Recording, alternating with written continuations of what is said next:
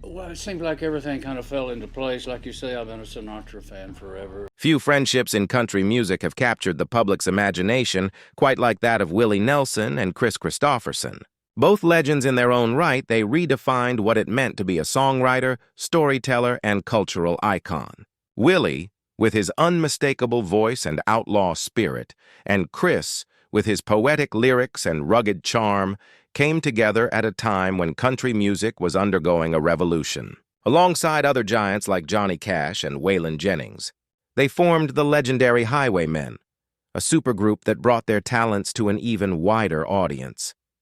But behind the music, the bond between Nelson and Kristofferson was something deeper. For decades, fans speculated about the true nature of their friendship.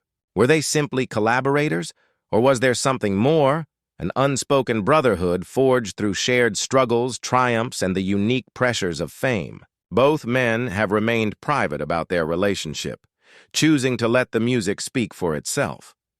Now, at 92, Willie Nelson is finally admitting the truth about Kris Kristofferson.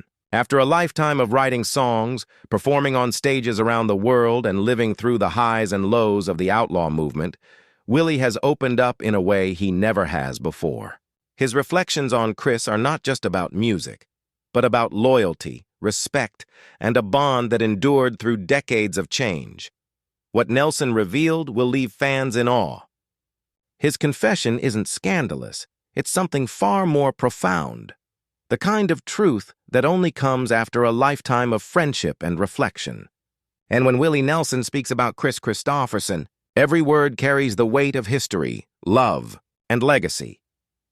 The story of Willie Nelson and Kris Kristofferson begins in the late 1960s and early 1970s, a transformative period in country music. Nashville was still dominated by the polished, orchestrated Nashville sound, but a new wave of songwriters and performers was emerging, artists who valued raw honesty and authenticity over formulaic radio hits. Among them were two men who would come to change the genre forever, Willie Nelson and Kris Kristofferson. When Kris Kristofferson first arrived in Nashville, he wasn't yet the celebrated songwriter the world would come to know. He was a former Rhodes Scholar, a West Point graduate, and an Army helicopter pilot who had turned his back on a secure military career to chase a dream of writing songs. At the time, many people thought he was crazy. Nashville was a tough town, and Kristofferson worked odd jobs, including sweeping floors at Columbia recording studios while pushing his songs to anyone who would listen. It was in this period that he crossed paths with Willie Nelson. Willie himself had been through the ringer. Before he became a household name with his braids, bandanas, and outlaw persona, he was a struggling songwriter who had written hits for others, like Crazy for Patsy Cline, while fighting to get recognition as a performer in his own right. By the late 60s, Willie had already left Nashville once, frustrated by the industry's rigid expectations. Their meeting wasn't a thunderclap moment, but rather the start of a slow and steady connection built on mutual respect. Both men recognized in each other something rare, uncompromising authenticity. Kristofferson admired Willie's ability to craft songs that cut straight to the soul, while Willie respected Kris's boldness in leaving behind a secure life for the uncertainty of songwriting. There was no ego between them, no competition, only a shared understanding of what it meant to sacrifice everything for music. By the early 1970s, Kristofferson's career began to take off. His songs, Me and Bobby McGee, Help Me Make It Through the Night, and Sunday Morning Comin' Down, were being recorded by artists across genres, from Janis Joplin to Johnny Cash. Willie, meanwhile, was carving out his own path, embracing the outlaw country movement that rejected Nashville's polished sound in favor of gritty realism. As their stars rose, their paths intertwined more and more. What truly cemented their bond was the way they lifted each other up. Kristofferson often credited Willie as one of the most generous people in the business, always willing to share the spotlight, always ready to encourage others rather than compete. For Willie, Kris represented the new guard of songwriters who weren't afraid to inject poetry, vulnerability, and social commentary into country music.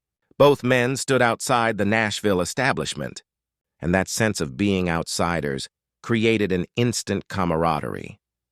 There's a story Willie has told about those early days, when Kris was still trying to prove himself. Nashville executives didn't quite know what to make of Kristofferson's gravelly voice and unconventional writing style. But Willie, already seasoned in the fight against industry expectations, told him, "Don't let them change you. You've got something real." That advice stuck with Kris, who would go on to say that Willie's encouragement gave him the confidence to keep pushing forward when so many others dismissed him. Their friendship grew in honky-tonks, backstage at shows and around late-night jam sessions where music was the only thing that mattered. They weren't just colleagues. They were kindred spirits navigating an industry that often tried to break people down. By the time both men had established themselves as forces in country music, the foundation of their lifelong friendship was already set. They had seen each other at their most vulnerable, when success was far from guaranteed, and they had chosen to stand by each other. That early bond would carry them through not only the triumphs of their careers, but also the struggles, controversies, and personal challenges that lay ahead. For Willie Nelson, looking back at '92, those early days with Kris Kristofferson weren't just about music. They were about finding a brother in the fight, someone who understood the cost of following a dream and the joy of chasing it anyway. And as he now admits, it was in those years that he knew Kris would be more than a friend. He would be family. By the 1980s, Willie Nelson and Kris Kristofferson had already cemented themselves as legends in country music. But it was during this decade that their bond took on a whole new dimension.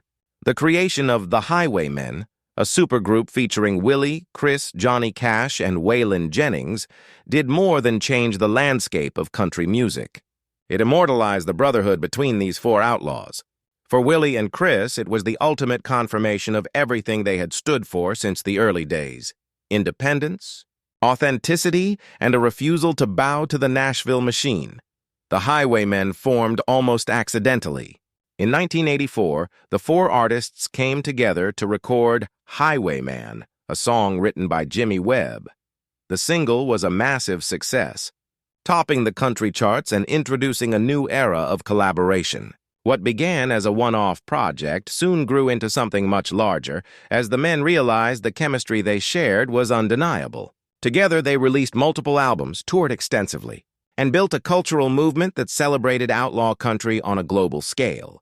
For Kris Kristofferson, being part of the Highwaymen was more than just another chapter in his career. He often said that standing alongside Willie, Cash, and Waylon was like being part of a band of brothers. Each man had his own struggles, his own scars, but together they formed a unit that was larger than life. Willie, in particular, became something like a steadying presence for Kris. While Kristofferson was balancing his careers as both a songwriter and an actor, sometimes stretched thin and pulled in different directions, Willie's calm energy and sense of humor kept things grounded. The dynamic between the two men was unique. Willie was often described as the glue of the Highwaymen. His laid-back style helped ease tensions, and his willingness to let others shine kept egos in check. Kris, on the other hand, was deeply reflective, bringing an intellectual and poetic edge to the group. Willie admired this about him, once joking in an interview. "Kris will make you think about life, death, and everything in between. Then I'll roll a joint and make it easier to handle." That blend of humor and seriousness was part of what made their friendship so balanced. Touring with the Highwaymen also brought out their wild sides. Stories from the road have become legendary: all-night poker games, impromptu jam sessions, and moments of camaraderie that blurred the line between work and play. Kris later admitted that some of the wildest times of his life were spent on tour buses with Willie, yet beneath the chaos was a genuine respect and affection. The group may have been known as rebels, but they were also brothers who looked out for one another when it mattered most. One of the most touching aspects of their bond during the Highwaymen years was the way they handled each other's vulnerabilities. Kris was known to struggle with self-doubt, sometimes questioning whether he truly belonged among such giants. Willie, who had been through his own years of rejection and doubt, never hesitated to remind Kris of his worth. He would tell him, "You've written the songs that made us all think differently. Don't you ever forget that." The Highwaymen also gave Willie and Kris a chance to show the world that friendship could be stronger than competition. In an industry often driven by rivalry, they demonstrated how artists could build each other up rather than tear each other down. When one of them faltered, the others picked him up. When one shined, the others celebrated. Fans could see this authenticity on stage. The way Kris would grin at Willie during a solo, or how Willie would nod in approval when Kris delivered one of his soul-piercing verses. Beyond the stage, their bond grew stronger in private moments. There were nights after shows when Willie and Kris would sit together, guitars in hand, playing songs that never made it onto records. These were not for fame or fortune, but for the love of music itself. In those quiet hours away from the spotlight, they found the same connection they had discovered decades earlier in Nashville. Two men chasing truth through song. Looking back, Willie has admitted that the Highwaymen was one of the most meaningful chapters of his life. Not because of the fame or the money, but because of the friendships. And of all the relationships that grew during that time, his bond with Kris Kristofferson stood out. He once said, "Kris has always been one of the most honest voices I've ever known, and one of the truest friends." At 92, Willie can see clearly what those years meant. The Highwaymen weren't just a band, they were a family. And for him, Kris Kristofferson wasn't just a fellow outlaw or a songwriting genius. He was, and always would be, a brother. As time passed and the wild energy of the Highwaymen years began to fade, both Willie Nelson and Kris Kristofferson faced the inevitable struggles that come with age, fame, and the toll of a life lived on the road. While their bond had always been forged in creativity and camaraderie, it was during the darker seasons of their lives that the depth of their friendship truly revealed itself.